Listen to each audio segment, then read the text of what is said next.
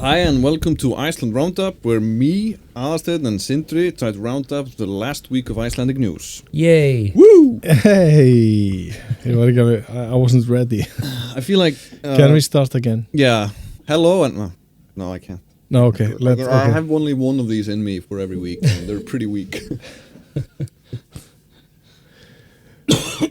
So, what's new with you, Jón? Yeah. Do you need pants? Yeah. Because we need pants. We need pants. I also need pants. Yeah. It's time. It's that time of year.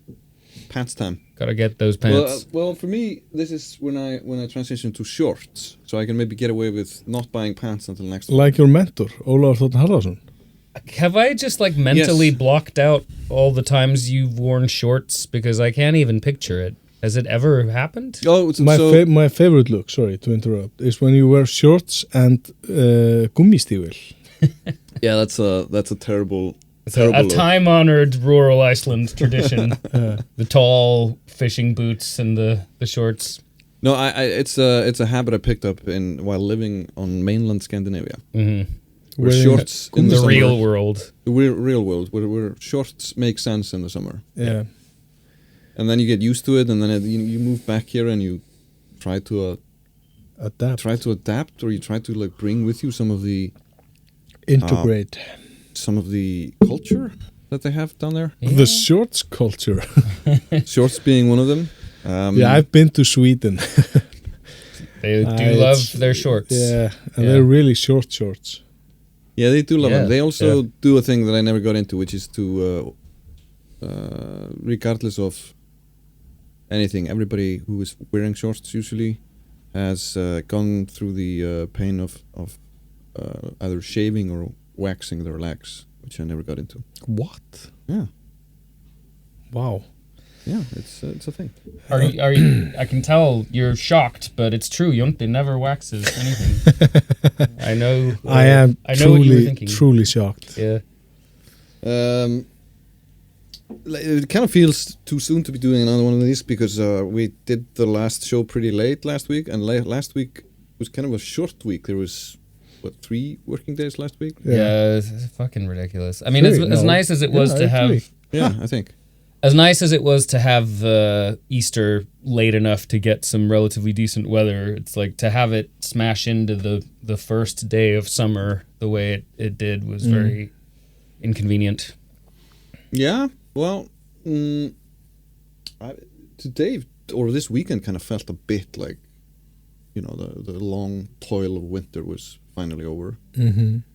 I was staying at the Press Union's summer cottage in south of Iceland and enjoying myself very much there, except the fact that the hot tub doesn't work. You should maybe tell them about that. That's one news story I did actually glance at, was that sales of hot tubs in Iceland are up sharply. Yeah, it's like it's an indicator that we are soon to be exexperiencing a financial economic collapse. Yeah, can you count hot tubs like you can a count bellwether cranes? of recession? Yeah. Yeah, can you count hot tubs like you can count cranes? Yes. Yeah. So it's too many cranes, recession on its way. That splash you hear when you cannonball into your hot tub is actually the economy disappearing. Basically. Yeah. So it's the last ditch for the I thought it was just consumers. a symptom of global warming, of climate change. I mean, I feel like our summers are getting longer and hotter. The mosquitoes certainly think so. Another indicator of global warming is all these cold tubs people have at their houses now. It's like, it's so warm in Iceland, we need this cold tank. Yeah. I might question your deduction there. I feel like the cold climate change. The cold tanks are an older trend, right? It started 5, maybe 10 years ago, and it was I still remember oh god, here's another thing. Everyone tough guys can try to impress people with. It's just fuck off. I've been here for hours. Yeah, I can barely even feel it. Yeah, I can barely even feel anything. Yeah. Well, except the void in my heart. What What is the name of that? where my personality should be. Yeah. What is the name of that Icelandic health influencer who is always hiking Mount Esja? Gummi Emil. Gummi Emil, butt naked, right? Yeah, Víkingar vakna. Yeah, Vikings Awake. Is it? I went to what's it called in Hvalfjörður? Whales awake? Whales Awake. Awaken the whales. No, Skúli Mogensen, who used to be like Konsvik. Airline.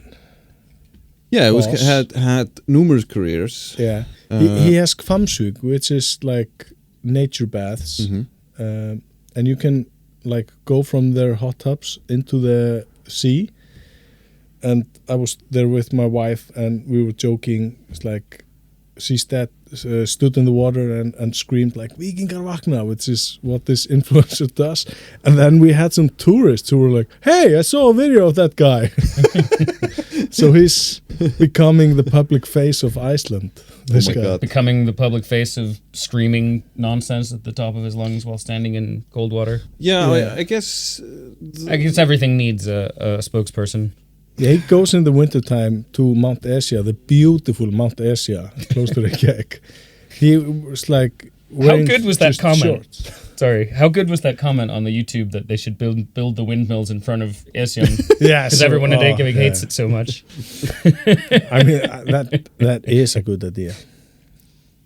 But yeah, he hikes Mount Esja without any clothes on. Yeah. It's like just shorts. Yeah, I've seen him sort of cruise around town on. Like, I one hope of he these- has a good selection of small band-aids for sensitive places. I'm just like picturing all the tiny, like no shoes or anything. I think he wears shoes. And maybe he wears That's shoes. worse somehow. Yeah, Like that picturing is. it. I don't know. That's like naked but wearing socks kind of a thing. Similar to your look with the gummistífil. Yeah, it makes no sense. Shorts and Shouldn't be gummistífil. allowed. And similar to like Gummi Emil, it just screams, "I need therapy." I think. Yeah. Yeah. But he went to this like mushroom what is it called? The mushroom Smurf retreat. village. Smurfwood. Oh, you mean? Are you talking about the thing that made him infamous last year when he when he Walk was completely the- naked. down Suðurlands, like one of the main roads, like Road 1, right? Yeah, it was like just next to Road 1. He was butt naked, Yeah, high on mushrooms. High on mushrooms, and while like his friend or assistant or something was like following him with his clothes or something, which makes the whole thing just more ridiculous. He wasn't even alone. Some dude was following him around with his clothes. But I'm so relieved that this guy is like the face of the nation. It's appropriate. Could do worse. It's appropriate. Yeah, that's the thing we could do so worse. Yeah. I mean, I'd rather like someone like that be running around screaming Iceland awake than, a Nazi, because that is the kind of thing that they like to scream. Yeah, exactly. We have to take all these things back from the Nazis so they don't own them all. The waking up part? Yeah, I don't know. They were The like, idea that a infamous for country can be waking a up. nice place without being, some sort of I'm wondering hyper. Yeah. So back to the news. I'm gonna like the joke I was thinking of is just so bad that I think we Yeah. should, yeah. It's not. You I don't- can like if people want to hear the joke, they can email you. They at can just Grapevine. yeah. Dial a joke. And I won't reply because I don't want this joke on my record. Oh God. Did you guys notice all the naval military presence in Reykjavík over the weekend? Hello, sailor. No. Boatload of seamen. Yeah. I will be sticking around for that. I went downtown this weekend and I didn't see any sailors. Well, They have this, Hard as I looked. there's a frigate, a German frigate in the Reykjavík harbor. Maybe it's still there. It was frigate? a submarine, a frigate. Yeah, small naval ship. It wasn't that small though. No, but It wasn't like on a- the scale Frigates of aren't that small. It's like by Icelandic standards. Freigata. Yeah, fregata. yeah, Bigger than a patrol boat. Yeah. smaller Okay. than a destroyer, right? Destroyers can be pretty small. I guess they can now. Yeah. What about battleships? Does anybody make them anymore? They've been You mean the obsolete for, game? They tried to make a battleship movie with like Liam Neeson, who you don't remember. Yeah, I remember him now. You remember him now. My favorite actor. And then there was a German submarine also. Nobody And a yellow submarine. and a yellow submarine, and I saw a Which bunch German of submarine? The yellow one. yeah, It's not a good color. the yellow submarine. Yeah, you like an airplane could see it from miles away. Yeah. Mhm. Maybe they want to be seen now. I guess so. Yeah. And You then have to reclaim the idea of the submarine from the military, that you can have submarines just for fun. It can be any color. I guess like an exploratory submarine would be yellow, right? yeah, or like Those robots they send to the bottom of the ocean. yeah, Yeah. they tend to be yellow. So you can see them better, yeah. And then the tourism submarines in the Canary Islands tend to be yellow too. I've noticed. Oh, really? You I have mean, noticed. You've been there multiple times checking out the submarines. that's what Once you were doing there. I've checked out Yeah. the submarine. Yeah, Yeah. Wow. it was yellow. But they have this But I think for marketing purposes though. amazing operation. That's the reason for these fregauters to be Frigates. here. Frigates. Operation Mongoose. That's what it's called. Yes. So it's a military exercise. Yeah. Who's participating? Do you know? Most of the NATO countries, I think. There's a sign-up sheet in the office. It was like, why Join the Navy. Yeah. See the world. Yeah. join the Landhelgisgæsla? See a lighthouse and paint it. I almost did the See the card. I almost did a, like, you can, when you're 15, or at least when I was 15, you know, there was like a sign-up sheet for kind of like career day or something, and I almost did like 2 weeks on a patrol boat. My dad talked me out. Landhelgisgæslan? Yeah. Wow. My dad talked me out of it. He was like, "Don't do it." It's like, I would love to join a- the Landhelgisgæsla, yeah, but I I mean, don't think they want me to join. So what kind of dude is in the Landhelgisgæsla, the Coast Guard? Who, you know, what kind of person is this? I have no idea. I don't really know anybody. there. Yeah, I don't know anyone. I know two people who've Yeah. been at the Landhelgisgæsla. One The is Icelandic Coast Guard. We should probably yeah, translate this phrase. our like closest thing to A military of any military, kind, yeah. But it's like their PR guy. I used to work with him. Okay. Is it that Mogensen guy? No. No. He used to be a presenter on Iceland í dag, Oh right. Yeah. Iceland Today. Mhm. It's like a news magazine thing.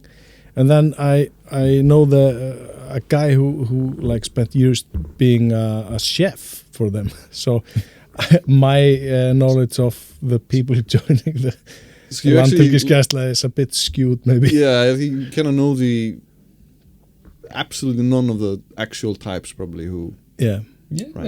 I mean, I would say still, you know, they would be relatively good indicators. I mean, if they're affiliated with it, you know, it draws a certain kind of person. Yeah. I do like the idea of working on a ship, but not fishing. That was what attracted me to it. Like, it's like I get to be on a ship, but I don't have to like So you would catch any like fish. join Greenpeace? It's like Yeah, definitely not fishing I would feel very on a ship. I not would catching any fish, not catching any whales. I would feel very out of. I don't have very strong ideals. I know I like to complain and yell a lot, but I feel like if I would go work on the Greenpeace boat, like I would just feel very insecure, you know, around all these people who have this great sense of purpose and commitment. Mm. And I'm just like, you know, actually lobster tastes kind of good, guys.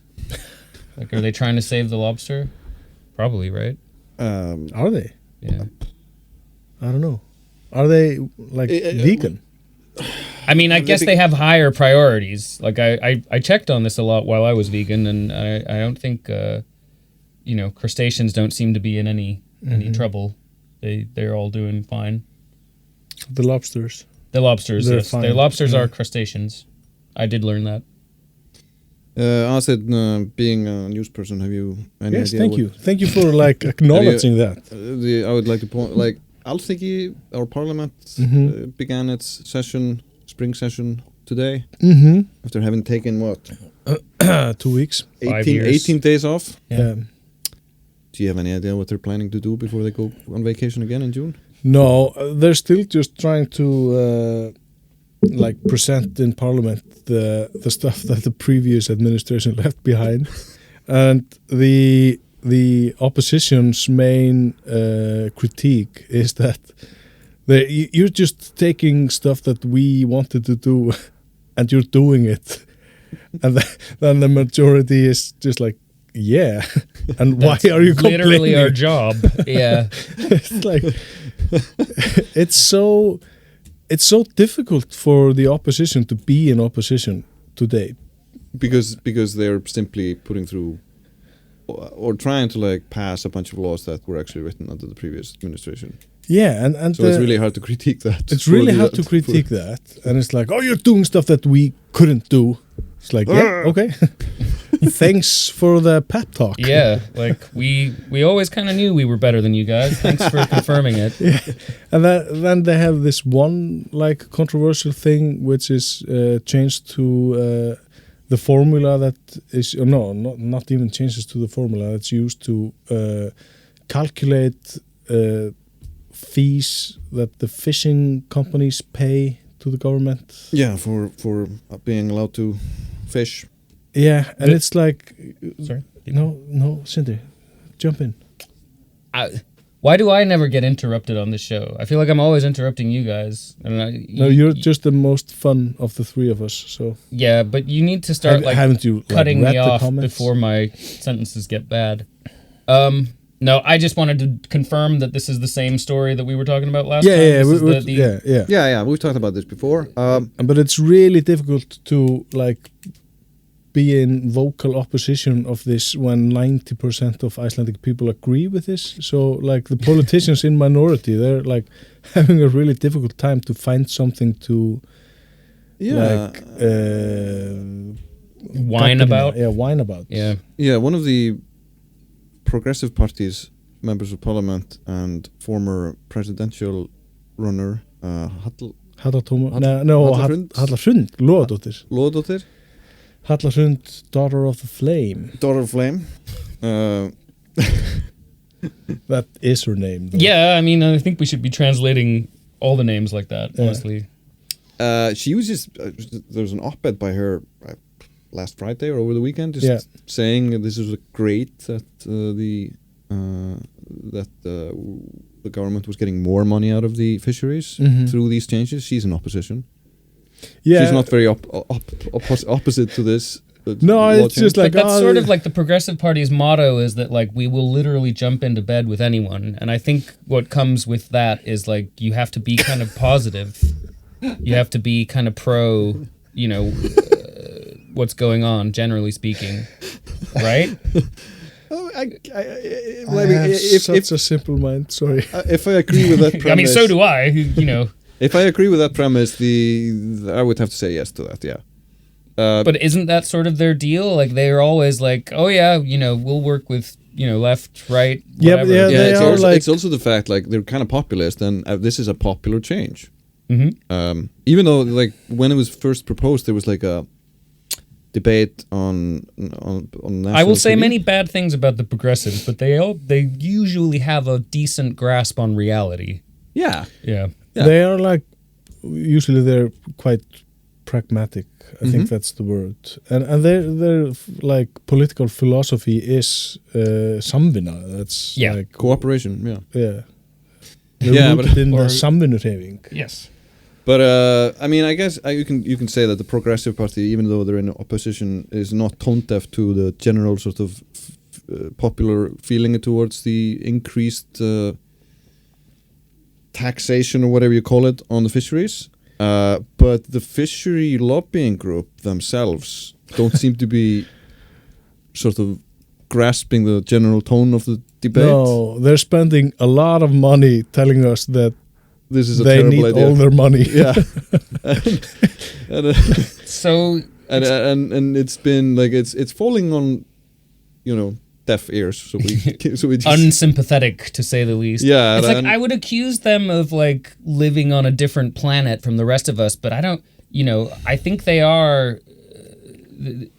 They know that it's bullshit. Like they know that they're selling bullshit. Like they're trying to force their planet onto the rest of us. Yeah, but the thing about selling bullshit is you have to be kind of, at least attached enough to the lived reality of the people you're trying to appeal to know what to tell them to get them to do what you want. But this is a case in point of that absolutely not being the case.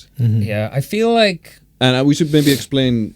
It's why? Not, like, should we explain that? Is this that kind of a podcast? No, maybe the ad with the Norway people. Yeah. That was the latest. That's from the weekend where they got a. Well, anyway, it's tone deaf and. No, let's talk about it. Let's go into. Why don't you want to talk about it? Are you afraid of getting sued? No. Okay. I'm never afraid of getting sued. Yeah, that was why that would have surprised me. I would enjoy getting sued. Actually, sue me. Then you practice law again. Yeah. I will be representing myself. Oh, God, no. That always ends well. Yeah. It's a sure sign of a sane mind. Yeah. Yeah, but they had this new ad where they have a couple of Norwegians talking about basically how stupid it is for the Icelanders to increase the taxation on the fisheries. Yeah. Because then it would be just like the Norwegian thing. And in the dialogue, one of the actors says, I mean, we can make a lot of money from this. Yeah. It's like, okay. Yes, is that a Freudian slip? Or I mean, I think that's how super duper rich business people sort of see the world. They think that everyone's problem can just be solved by them making lots and lots of money. And I think but they're talking about them making more money. Yeah, that's the thing. Yeah, but I think they're. You see what I think? They see themselves as like an example. It's just like we're making money, and you can too. Because to them, like money isn't like a zero sum. It's also we're making money, and that's good for us, according to them. Which means that they still believe that we all believe in trickle down economics, which is kind of an interesting way to go about writing a script for a lobbying TV ad. Yeah, I mean, I honestly think a lot of people still believe that trickle down works. I mean, they would argue that they keep moving the goalposts, don't they? Because it's like to them you can't argue that it's failed. You can't demonstrate that it's failed. No, but if you look at some like facts that I have, because I work in news. Really? Yeah, and I cover this quite a lot. Well, shit. Fewer people work in the fishing industry now than it did like 10 years ago or 20 years ago. Because of just like automation or? Yeah, it's fewer útgerðir, what's it called? Yeah, fewer like fishery companies. Yeah, fisheries companies. It's general consolidation of the business. Bigger boats, fewer companies or something like that. Yeah, right? and fewer places that they process fish for export. Yeah. So, and there are fewer people. Well, 2 companies have been like skráð í kauphöllina. It's like they become publicly traded. Yes, thanks. So ownership has like widened in a way, but the majority of this. Wow, my English is really failing. It wasn't good to introduce like, I know about this stuff. I can talk about this stuff. It's generally the same ownerships of the shares. Yeah, it's the same people. It's the same families who own these companies, even though they are publicly traded. It's just like minority shares that are traded. And if you strip away the pension funds, my favorite thing in the world, it's roughly 300 different people who some of them like are connected through family ties, own 99.99% of the quota rights. So I assume Sindri is the one. I'm the only one not getting any money. You guys are holding out on me. No, okay, like, so that's one. That's what the promille of the population. 1,000. Yeah, it's like basically a really small, but yeah. So yeah, it's just they're not like really connected to like the everyday lives of Icelandic people and their reality. And you can also like compare, like, because we have this thing called Hagstofa Íslands that goes through all tax returns and figures out how different sectors of the economy are doing. And all of this is public information. Yeah, it's all public information. Now I'm just maybe it's more than 300, but it's within like 500 individuals who own majority. And of a lot of those are Icelandic connected fishing. through marriage and other ties. Yeah, it's like families, families. I guess this speaks to the detachment of like, One thing about Hagstofan, it's like you can look at this information. It's called Statistics Iceland, I think, or Statistic Iceland. Yeah, probably something like that. It's like there's higher profit margin from fishing than any other sector in Iceland. And even though they pay double in fees for the fishing licenses or the right to fish, they would still be on average like most profitable business in Iceland by far. Yeah, so it's like it's very hard to feel sorry for them. But yeah, I guess like, the more I learn, the less sorry I feel. It's like every time I think I couldn't despise them more, you guys tell me something. It's just like, wow, they really are, some sad. It's kind of interesting because how sort of it doesn't take a lot of time to have kind of this portion of the population become kind of really detached from the rest of the population in their sort of general outlook, which is what we're seeing with these ads. It's like complete sort of split of realities, where they think these ads are a good idea, and 90% of the population is going like, what the fuck? Yeah, I mean, but I think they're grasping at straws, though, aren't they? Yeah, but it's this divergence of sort of worldview and sort of general perception of life, which is something kind of novel to the Icelandic experience, because that didn't exist very much 25 years ago. Like the rich people in Iceland were, some, clans of import-export businesses that, at best had maybe a nicer house than the rest of us, but their capital, or the capital they own was just like some real estate, and that was about it. So the wealth gap here has grown like everywhere else. Yeah, it's grown extensively and exponentially over the past few years, and you kind of start and we've been so in countries where you have wealth, you have wealth gaps sort of traditionally. There's no novel experience in this, what we're seeing like with these ads, but for us it's kind of new, isn't it, in the sense that having like these people so detached is kind of new to us, because we just didn't, like, we were all equally more or less poor 25, 30 years ago and prior to that.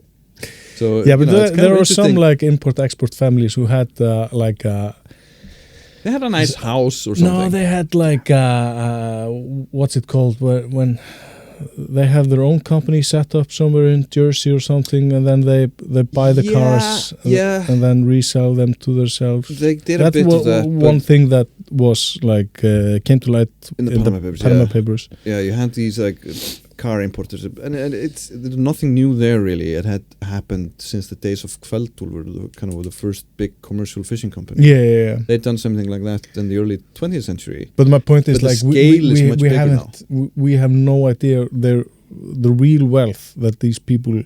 We have no idea, but we know they're on an Icelandic scale. They are wealthier than anything ever before, and their reality is so different from ours that even like that they've reached a place where they can't even hire the right people to talk to us in terms of like advertising.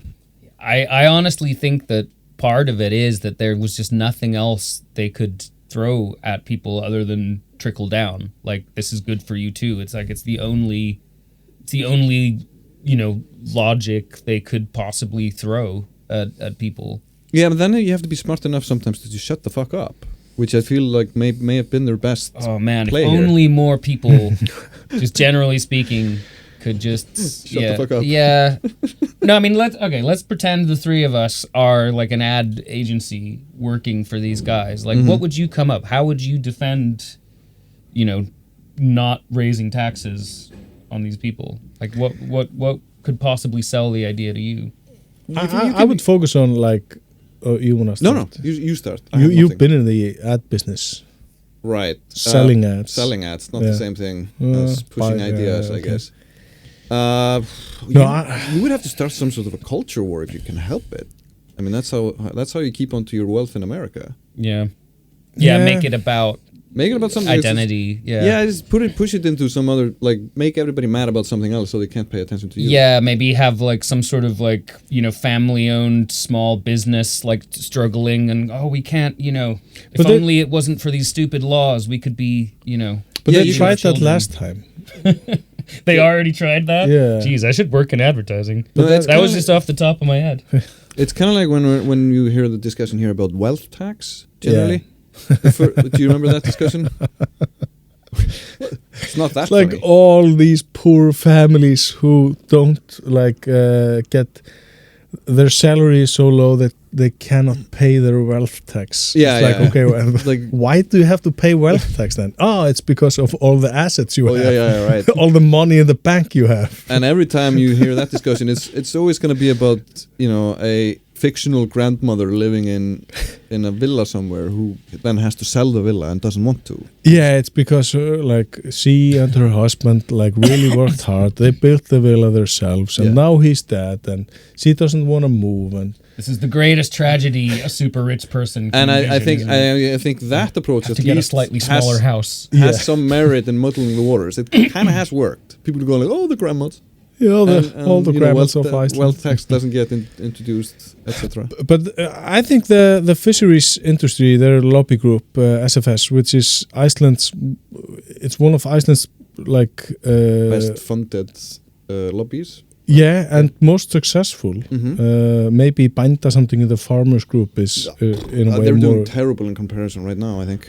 Yeah, but they're if you look at through history, they've been really successful in their lobbying efforts. That sucks because farmers are kind of struggling now, right? Yeah, they seem to be having a rough time.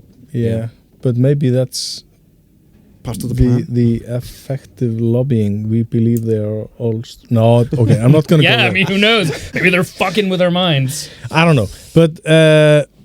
What I was going to say, they started off great. They started off by saying, okay, we are okay with this being looked at. We are okay with this being discussed, but we really have to be a part of that discussion. We are the experts on the fishing industry. You cannot just some bloke sitting in an office downtown Reykjavík deciding how to do this.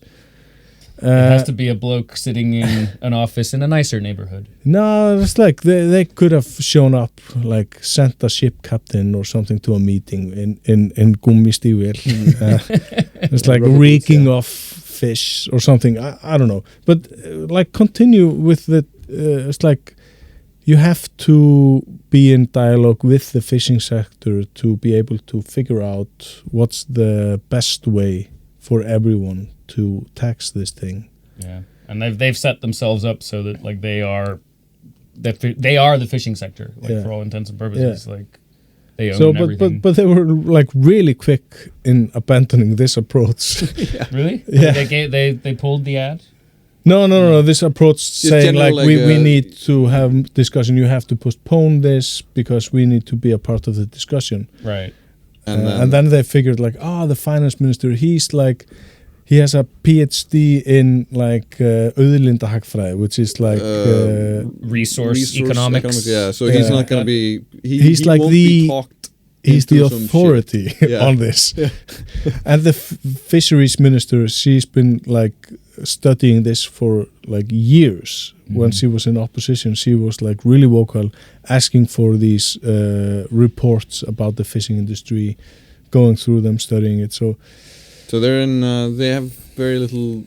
There's very little sympathy there, and there's very little likelihood of them being able to sort of somehow maneuver around this by having a debate. I think it'll be a really interesting assessment of sort of where Icelandic society is at, how this unfolds, and who ends up coming out on top here.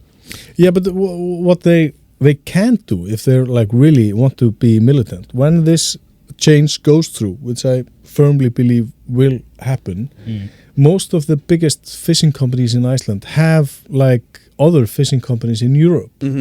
It's like Samherji, which is the biggest in north of Iceland and one of the biggest in general.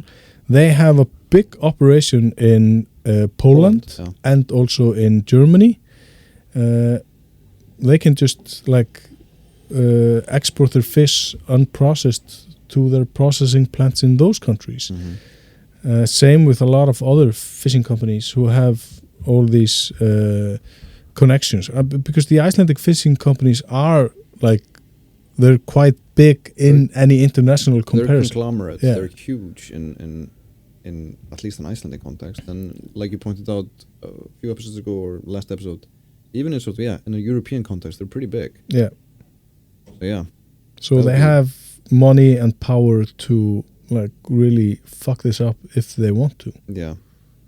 And that's one of the like subtle threats they've kind of posed that they will maybe. Yeah, but it isn't really subtle. They just say, oh, this will mean that we will close down all fish processing in the country. Put a lot of people out of work and you can all go fuck yourselves. And basically. Yeah, and because they still like retain the quota rights or whatever, like no one else can set up shop here even if they go away. Yeah, basically, yeah. Like scorched earth almost. So from fish to another topic that has been in the news, birds. Loa and Spói. Loa and Spói. Loa and Spói, which are God, what have I they wrote done this now? I wrote this down. Eurasian golden plover, that's Loa. And Eurasian whimbrel. I think that's how I pronounce it. Whimbrel? Yeah. Are these all Eurasian birds? We're in technically in Eurasia, I guess. Are we? Whimbrel. Eurasia? Not in this side of the canyon. No, but so America. these two types of birds, which are very sort of, well, they have a like especially Spói makes a distinct sound, right? I thought you Which were one is saying that? distinct taste. Yeah. Well, we don't eat them. That's the thing. They're No, eaten we in, don't. We don't. They're eaten in like Scotland or something. Yeah. But they eat anything over there, don't they? Unlike us. But so these very common birds here, traditionally, who are kind of a big part of the Icelandic summer soundscape, have been in decline by like 5 or 6% a year since 2011. They're moving their business to Poland. No, All their fish processing.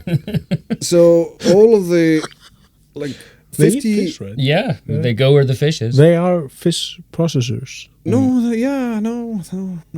Okay, you want to finish? They process. Yeah, so sorry. Yeah. So They this is kind process of a- fish and toss it on your windshield. It's kind of. I think it's kind of important because like 50 to 60% of all of the Eurasian golden plovers. I wasn't criticizing your No, I have your no idea. Like, pronunciation. this is just I'm so just alien curious. to me. But I don't know lower. how to say those things either. Like We're all they friends. 50 to 60% of the world population of that bird lays eggs in Iceland. Wow. So this is actually like a existential crisis that these types of birds are in. And for the other bird, Eurasian whimbrel, it's 30%. Loa. That's the Spói. Spói. So are they just in decline in general? Like, Well, apparently it's because their habitat here has been sort of, and like we've been stealing it from them What? in the past 20 years, more than before. Who? are they? Who was We responsible? humans, us humans. Oh, not that person. Are You their could probably find habitats some- just covered in hot tubs now? Probably hot tubs. Yeah. Yeah, it's kind of, I don't know. I'm like, there's no like specific. There's some very disappointed bird watchers. It's just all I see is fat people sunburning in jacuzzis. Yeah, But and you we're all were getting. you went to the south coast of Iceland this weekend. Yeah. Suðri Flóa. Sástu Spóa? No. Well, I did see one. You did see, yeah. I mean, Which is the noise that it makes? I can't do the noise. Yes, do it. I can't do it. Can you do it? No. Do you know which one he's talking about? Is it the dee dee? Oh, that one. That's one. Do you know that one? I've heard the sound. Yes, I Sá ég spóa. yeah, I know the song, but I know they don't sing that song. They don't. Yeah, Okay. it's bad taste to sing a song about yourself. Oh, Wow. Okay, I'm always learning something. Tell that to the hip hop scene. Yeah, tell that to Morrissey. Yeah. Oh God. Okay, never mind. Let's not talk about Tell birds. that to Fred Durst. Another news story from this week. You have something equally interesting. Yeah, I mean, I'm just seeing what like this is like fishing. I'm just seeing what if you bite. You're turning the Grapevine into a fishing conglomerate. Yes, I mean Reykjavík fish vine. You know, one good way Fish of like, one better than grape fish. One very like established way of keeping a media company alive in Iceland at this point is to actually get it subsidized by the fisheries industries. Mm-hmm. So that has come been at me with the money. Yes. Show me the money. Show me the money. No, so I'm at the edge of my seat. Last year, 5,546 people got married in Iceland, which is a new record. Mm-hmm. Last year? Yeah, 2024. Wow. I missed out. Yeah, you only married this year, right? Yeah.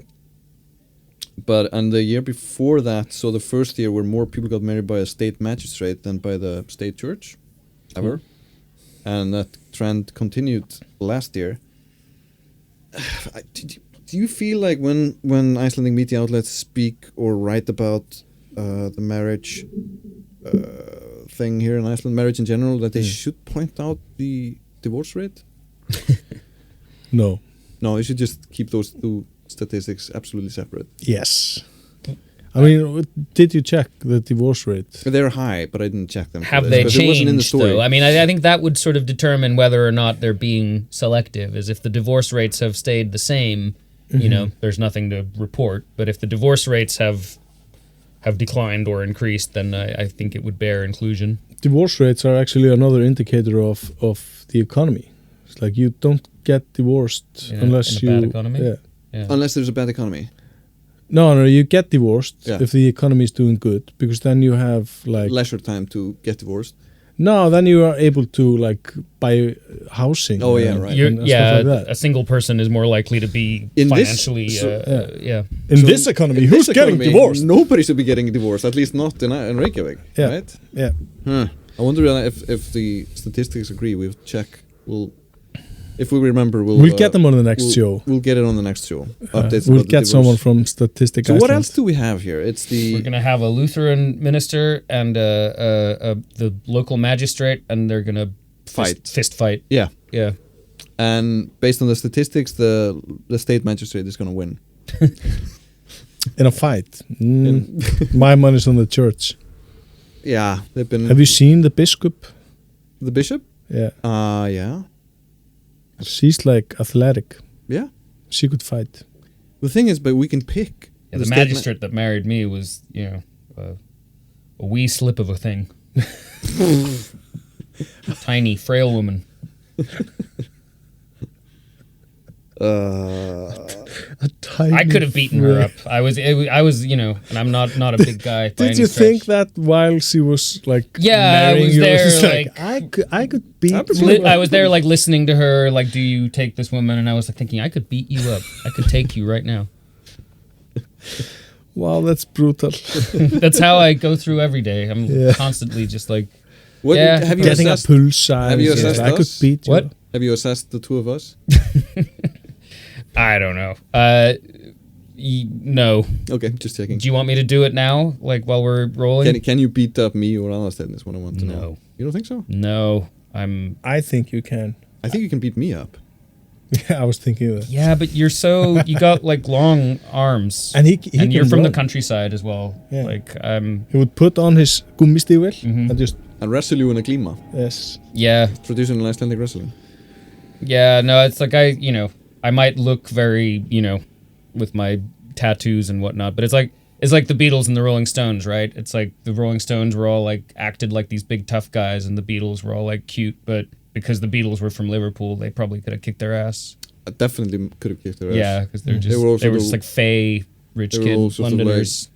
Working class hard asses, while the Rolling Stones were like middle upper class softies, with the exception of Keith Richards, ruffled shirts and Yeah, and it was a whole PR thing brought about by what's his name again? Andrew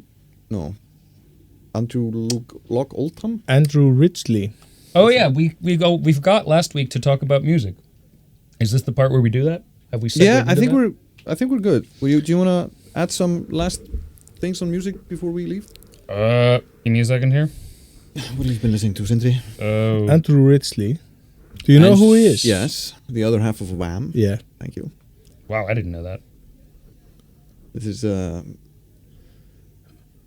core. He's my favorite knowledge. Musician. Yeah, he's completely disappeared from public life, hasn't he? Yeah, he's just living his life. He's having a ball of a time. Yes. Yeah, I mean, I think that's sort of what you probably should do. Like, again, enjoy life. On the wisdom of shutting the fuck up. Wow, this is a hot take. This is like... You should enjoy your life. We talked about... I mean, shit, it is a fucking hot take. Like, that's the state the world has come to. My God. That we have to, like, that to come out actively in favor of, like, just enjoy your life is actually sort of a bold stance. Mm-hmm. Is that the official opinion of the podcast? That Andrew Ridgely is... that you should enjoy life. That he is actually... Yeah, you should enjoy life. Yes, I think that we should maybe stand on that hill and fight. That's the hill we're gonna die on. Yes. And people should enjoy their life. Please enjoy your life. If you can. Wow, that was like a politically correct statement. If you can. Yeah. Like those willing and able, please enjoy your life. Please. If you... Yeah, is there a less social justice warrior or woke way of saying this? It's starting to sound like an English, like, political ad. It's just like, enjoy life responsibly. If you want to. If you want to. If you don't want to embrace misery by choice, you should enjoy life. Mm-hmm. Right? No, music? No. Music, yeah. I didn't really listen to anything, unfortunately, this last week. I was just too busy with other bullshit. I've been made to listen to the Icelandic Eurovision song repeatedly. Oh God! By my daughter. I keep forgetting that that's a thing. Yeah, I've been listening to Komdu með inn í Álfana heim from Benedikt Búalus. Oh, that's a very familiar song too. A really nice song. So yeah, we're just talking about like shit that you guys have to hear because your kids are listening to it. Yeah, we tried to get Vibe, the Icelandic Eurovision course, to do this podcast instead of us. No, to have we wanted to do like a cover shoot with them for the next issue because it's Eurovision and good vibes, I guess. And they declined. They didn't want to be interviewed because they were afraid we would roast them. Yeah, but you would never. No, I don't think we would. No. But we haven't managed to convince them otherwise, so they're not coming to do an interview with us. Yeah, I mean, I really respect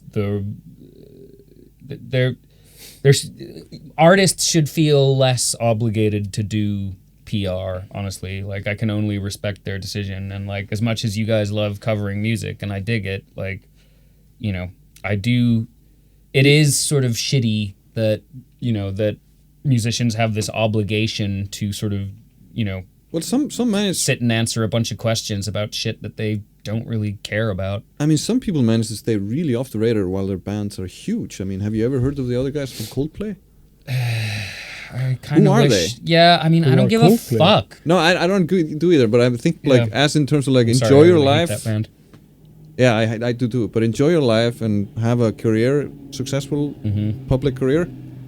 Nobody knows who you are. I mean, there's got to be an upside to having to be in a band with Chris Martin. Like, Yeah. there's got to be something. It's got to have something going for it. It's I just think like, I it's- fucking hate that guy, but at least he will absorb all the media attention, and I can just go on I mean, they can take drinking beers and playing the drums or whatever. They can take the tube and Nobody fucking knows. Yeah. yeah, it's great Yeah, it must be.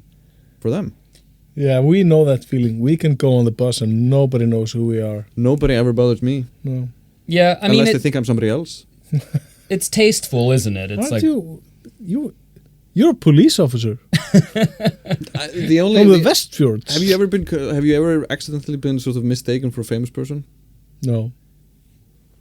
So my only experience of this is being mistaken like 20 years ago for Erlend Oye at like an airport somewhere.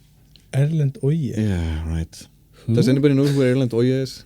It sounds made up. It That's doesn't not sound you like being a real mistaken for a person. famous person. Kings of Convenience? Nah, nobody knows this one. It sort of rings How the a hell bell. do you guys not know who Erlend Oye is? It's the weakest flex I've ever heard in my life. I mean, people will like walk up to me in Seattle, like pointing and being like, "Hey, Jack Black," but I don't think they were actually mistaking me for Jack Black. They were just saying I looked like him. Yeah. Aðalsteinn is really having a... I mean, I think you have something here. I think if you ever get divorced, you have a good thing to put on your dating profile. And as we know, statistics say you will get divorced. Yeah, statistics say that you will get married and divorced and then married again. Yeah. Living proof. Living proof, yeah. Congratulations. Thanks. Well, I'm nothing if not an average Icelander. Yeah. I'm gonna go get a pulsa when we're done. yeah, that's a good idea. Yeah, I'll join sounds you. good. Sounds good. Well, that was it for this past week of news. Thanks for watching. There literally was nothing else in the news. I can't even remember the name of the Norwegian you said. Are they're Norwegian? Erlend Oye. Nobody knows Erlend Oye here. Just tell me if he's Norwegian or not. He's Norwegian. Okay. Yeah. I'm always interested because there's really not a lot of famous Norwegian musicians. No, there is Aha. There's Aha, there's Immortal, and that's, No, there's the whole black metal scene. yeah, of which sort of Immortal are sort of the tip kings. of the iceberg. Conveniently, the kings of the. Yeah, that's pretty good. Nobody. Come on, guys. I like Aha. I feel like they have some. I've seen. Kind of I saw underrated. Aha in Gothenburg. Cool. And How was that? I've never seen anybody on stage with so little charisma as the singer from Aha. Yeah, I remember you talking about this, and I feel like that's always a sign that someone's really real. Like if they just. It was not necessarily that. That was not the perception I had. It was more like that he was genuinely faking. He genuinely just unbothered. wasn't there. Like I was just sort of. Interesting. Yeah. No sort of. That's sort of how And his vocals sound, but in kind of an interesting way. He doesn't sound like he really believes or means anything he's singing, but it sounds interesting. It's because like, he was trying to have an interaction with the crowd, but it was just like, I don't know what the metaphor for this would be, but it's just completely out of place. Had no idea how to do it, and it didn't work, but he still tried. And it seems like his whole Scandos are career- usually kind of bad with crowds. The Swedish can, there's a certain kind of Swedish performer who can do it very well, but I feel like most of the time Scandos are kind of, it's tricky. It's not in their nature. Yeah, at the same time, the keyboard player, who is also Norwegian, was actually kind of like... Living it up. Yeah, sort of making the crowd feel a part of the whole thing. Cool. Yeah, it's good to have someone like that in the band, like at least. But somebody while the singer was just like kind of like seemingly just alone singing in a karaoke in an empty room kind of a thing. Yeah.